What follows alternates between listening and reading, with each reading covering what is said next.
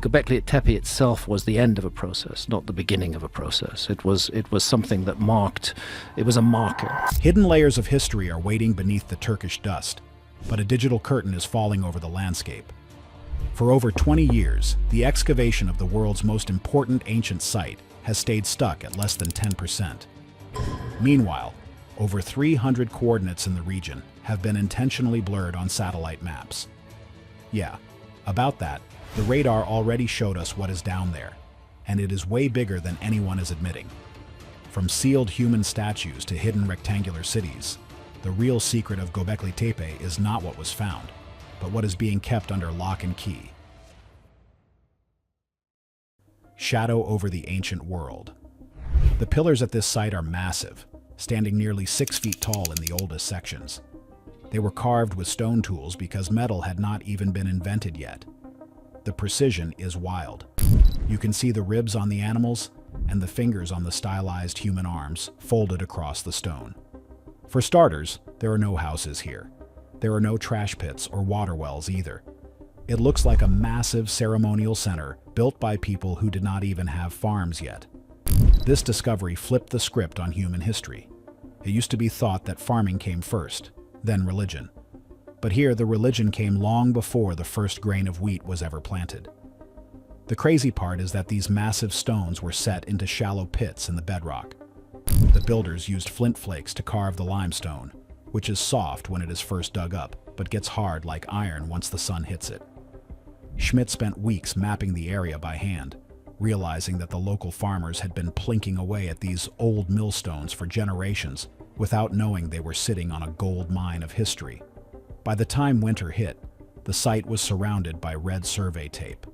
The world was about to learn that the Stone Age was much more advanced than we ever dreamed. But even as the first stones came to light, a shadow began to fall over the project. New technology was about to show that the tip of the iceberg was actually a mountain. In 2003, the silence of the mound was broken by the hum of portable generators. Technicians brought in ground-penetrating radar to see what was hiding under the feet of the archaeologists. What they saw on the screens was enough to make anyone say, wow. It was not just a few more rocks. The radar pulses bounced back and showed 15 massive circles, some over 65 feet across. These were not random blips. They were perfect ovals and arcs mapped out in stone, buried deep in the dirt. The technicians could trace the edges with their fingers on the printouts. The geomagnetic maps showed at least 20 monumental enclosures in total. Some were clustered together in a pattern like a cloverleaf, while others sat all alone in the deep soil. The depth readings were even more interesting. Some were just under the surface, but the deepest ones were pressed right against the bedrock, untouched for thousands of years. This proved that the site was not just one temple. It was a massive complex built in layers over a huge amount of time. Every detail on the radar matched the stone circles that had already been dug up by hand. It looked like the builders had a master plan. The radar showed central pillars still standing upright in the middle of these buried rooms. But here is the catch. Even though they knew exactly where these circles were, the digging did not speed up. In fact, most of those 15 circles found in 2003 are still under the dirt today. The maps went into folders, and the anomalies were marked for future seasons that never seemed to come. It was like having a map to a buried treasure, but deciding to only use a teaspoon to find it. While the radar was seeing through the Earth, the internet was starting to hide the sky. If you open Google Earth or Yandex Maps today, you might notice something weird about the region. There are hundreds of blurred patches scattered across the map. It is not an accident, and it is not a glitch in the camera. Each one of these gray boxes or blurry smears lands right on top of something important. Most people think it is all military bases or radar domes, and it is true that places like Inirlik, where nuclear weapons are kept, are totally hidden. But the blurring goes much further than just the army. Open-source analysts have tracked over 300 blurred sites in Turkey. In cities like Izmir, entire NATO command centers just vanish into a digital haze. Even the taxiways on airfields dissolve into pixels, so you cannot see what is parked there. The government makes these requests to keep their secrets safe from orbit. But the real mystery is why some of the ancient mounds are starting to look blurry too. while the main site of Göbekli Tepe is clear for tourists to see. The areas surrounding the new Tas Tepeler sites are often low resolution or surprisingly out of date. The Federation of American Scientists did a full audit of these blurred locations. They found that no company spends time scrubbing maps just for fun. It always comes from a government request. Turkey has been very strict about what can be seen from space. What most people do not realize is that satellite data can find new ancient sites by looking at soil moisture and plant growth. If there is a stone wall under the grass grows differently. By blurring these maps, the government can control who finds the next big discovery before it ever hits the news. The digital gatekeepers are keeping a close watch on the land of the first kings. Slow-motion archaeology. The math behind the excavation is actually pretty shocking. Gobekli Tepe is about 80,000 square meters in size. That is about the same as 12 soccer fields put together. After nearly 30 years of working there, archaeologists have only opened up less than 10% of the site. At the current rate, it would take over 200 years to see the whole thing.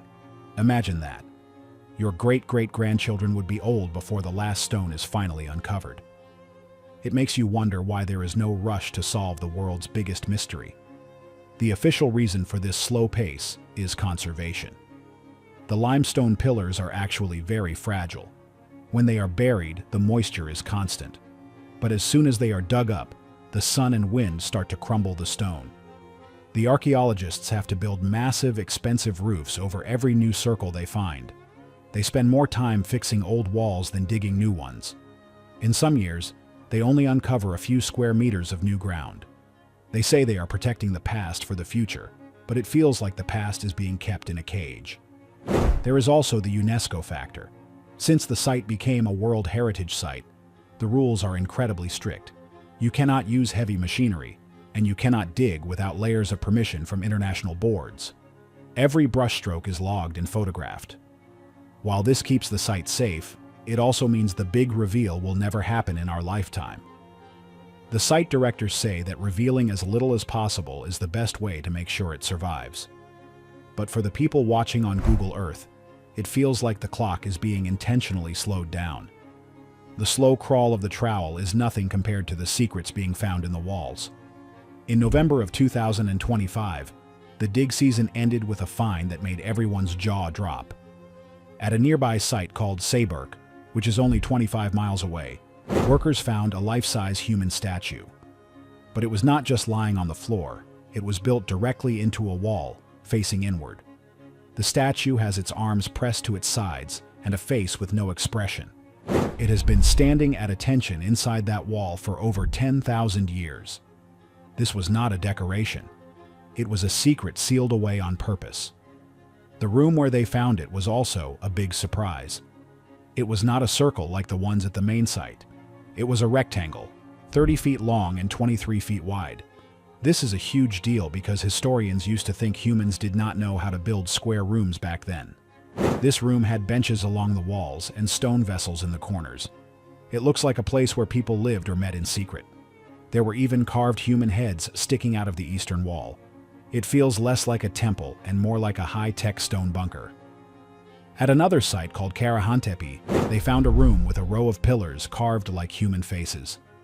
It looks like a hall of ghosts. There are no fire pits or signs of cooking, so it was not a normal house. Archaeologists are starting to use the word settlement instead of just temple. This means there might have been thousands of people living in these stone cities long before we thought civilization began. The fact that they hid statues inside the walls suggests they were trying to protect something, or perhaps hide it from a coming disaster. The more we find, the more it looks like a massive network spread across the entire region. The government officially talks about 12 sites in a project called Tas Tepeler. But if you look at the survey data, the real number is much higher. Some experts believe there are nearly 100 prehistoric sites scattered across 124 miles of the Turkish landscape. Each one of these hills could be another Göbekli Tepe. The density is insane. It means that 12,000 years ago, this part of the world was as busy as a modern city. There were stone carvers, engineers, and workers moving thousands of tons of rock every single day.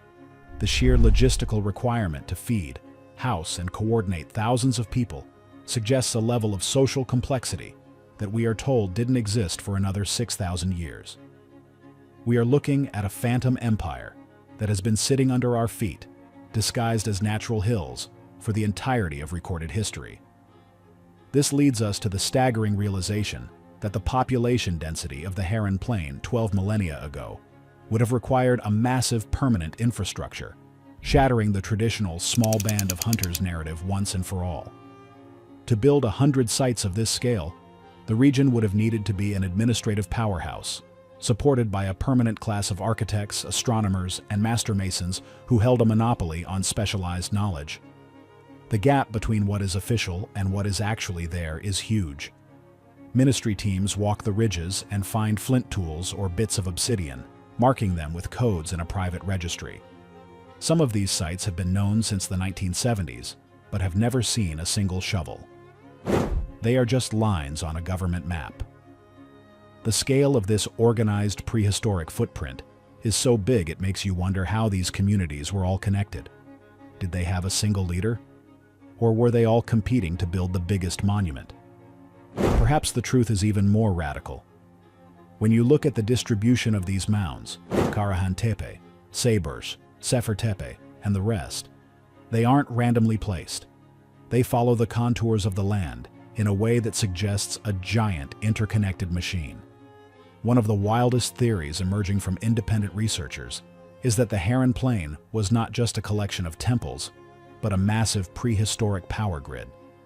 If these sites were built on specific magnetic anomalies, as some magnetometry scans suggest, the ceremonies held there might have been secondary to a technological purpose. The T-shaped pillars, often weighing up to 20 tons, are carved from single blocks of limestone and positioned with astronomical precision. Some theorists suggest these pillars acted as tuning forks or acoustic resonators. By vibrating at specific frequencies, they could have influenced the local water table or even altered the consciousness of those standing within the enclosures. This acoustic network, where sites are often within earshot or line of sight of each other, could have functioned as a sophisticated communication system using drums, smoke, or even polished obsidian mirrors to relay data across the plain in seconds. New surveys using drones and photogrammetry have spotted circular depressions and stone alignments that do not belong to nature. Every field season, more candidates for the list are found, but the excavation is still lagging behind. For every site where people can buy a ticket, there are 10 more that are just piles of rocks in a farmer's field. This is why the satellite blurring is so suspicious. If there are 100 sites and the government knows exactly where they are effectively holding the keys to the history of the world. Imagine a civilization that didn't just build one temple, but terraformed an entire province. The ghost cities of the Harran might have been the administrative hubs of a global culture that was wiped out by the Younger Dryas cataclysms. The intentional burial of these sites adds another layer of mystery. Most of these mounds were deliberately buried under thousands of tons of clean, sifted soil. To bury one site is an effort. To bury 100 sites across 100 miles is a massive, coordinated engineering project of unprecedented scale. Some suggest they weren't hiding the sites from future humans, but from something in the sky. A celestial threat that required the hardening of these structures under layers of earth. If these mounds are actually bunkers disguised as temples, the government's reluctance to dig might be based on what happens when you open a door that was meant to stay shut for an entire geological epoch. Beyond the logistical marvels, there is the theory of the precession clock. Some researchers argue that the entire 100-site network is a one-to-one map of the stars as they appeared in 10,500 BC. If you stand at the center of the Harran Plain and look at the arrangement of the mounds, they mirror the movement of the heavens with terrifying accuracy. This implies the builders weren't just worshipping the stars, they were tracking a countdown. They knew something about the cycle of Earth's disasters, and they built these stone computers to tell us exactly when the next one is coming. If the Tas Tepeler sites are actually nodes in a giant planetary observatory, then the 12 official wonders are just the lobby of a much larger, much more dangerous museum. There is even a darker theory that the sites were used for advanced biological experiments. The strange, anthropomorphic figures with elongated heads and handbags found at Karahan Tepe look less like gods and more like visitors or geneticists. Could these mounds have been seed banks for the human race, designed to restart civilization with stored genetic data after the ice melted? If that's the case, what we call archaeology is actually the opening of a 12,000-year-old biological safe, marketing the great mystery. Since 2021, the area around Şanlıurfa has changed forever. The government launched a massive tourism campaign to turn the region into an open-air museum. New roads and giant visitor centers were built in record time. They want millions of people to fly in from all over the world to see the stones. The problem is that the money is going into parking lots and cafes instead of into the actual digging. It is a lot easier to sell a ticket to a mystery than it is to actually solve it. When you walk onto the steel catwalks at Göbekli Tepe, you are surrounded by high-definition screens and gift shops selling plastic replicas of the vulture stone. It feels less like an archaeological site and more like a theme park where the star attraction is kept behind a curtain. This commercialization of Tas Tepeler has created a consensus reality where the mystery is sold as a product. The branding of the site as a temple reinforces a religious narrative that fits neatly into modern social structures, but it ignores the possibility that it was a laboratory, a seed bank, or a navigational beacon. By labeling it as the world's first temple, the authorities ensure that the public looks for priests and rituals instead of looking for scientists and engineers. The official brochures use big words like cradle of civilization and world's oldest temple. They make it sound like we know everything, but the truth is we know almost nothing. When reporters ask why the digging is so slow, the ministry points to the need for sustainable tourism. They want to make sure the site lasts a long time so they can keep making money from it. It is a clever balance. They show just enough to keep people interested, but keep enough hidden to make sure the mystery never goes away. But there is a darker side to this modernization. Massive concrete supports and steel roofs have been drilled directly into the prehistoric bedrock. In the rush to make the sites visitor-friendly, they are literally paving over the evidence that might contradict the official timeline. This concrete shrouding is a major point of contention for independent researchers. Ancient structures are being encased in modern materials that make future carbon dating or stratigraphic analysis nearly impossible. It is as if they are sealing the past in a tomb of modern construction, ensuring that the deeper layers of the site, the ones that might hold the most uncomfortable truths, remain unreachable for generations. A wild theory circulating among those who watch the construction closely suggests that the sustainable tourism excuse is a cover for a massive containment operation. Critics point out that the giant steel domes covering Göbekli Tepe and Karahan Tepe aren't just for shade. They are designed to block satellite thermography and prevent independent ground-penetrating radar from working. Why would you need to shield a 12,000-year-old rock from a satellite unless the rocks are still doing something? Some researchers claim that the specific limestone used in the T-pillars has piezoelectric properties, meaning it generates an electric charge under pressure. By pouring tons of concrete and steel over these sites, the authorities might be grounding an ancient energy system that they don't yet understand or control. Furthermore, local workers have whispered about odd metallic objects and out-of-place artifacts being whisked away in unmarked crates before the press arrives. These clean excavations show the public pristine stone pits, while the items that don't fit the Stone Age narrative, advanced tools, strange alloys, or complex gears, are removed to private, high-security facilities far from the tourist trails. The shifting story of the site's purpose also helps buy time. They used to say it was a temple built by hunters, but now they say it might be a place for rituals about death. Some official statements even suggest that the sites were not buried by people, but by natural floods or wind, despite the clear archaeological evidence of intentional backfilling. If the narrative is always changing, no one can pin them down on what the radar actually found. The digital guides and virtual reality experiences are great for tourists, but they are not the same as seeing the actual artifacts that are still locked in the ground. The rapid infrastructure development, building 4-lane highways to sites that are only 5% excavated, suggests the goal isn't just to bring people in, but to move heavy equipment or large finds out. There is even a theory that the sites are being sanitized for a new religious paradigm. If the government can control the origin story of humanity, they can use it as a powerful tool for soft power on the global stage. The real power lies in the information that never makes it to the gift shop, and the mystery has to stay primitive to stay profitable. We are being fed a glossy, edited version of our own origins, while the real Earth is being suffocated by the very people who claim to be protecting it. What if the reason we aren't allowed to see the full map is that it points to a history we aren't ready for?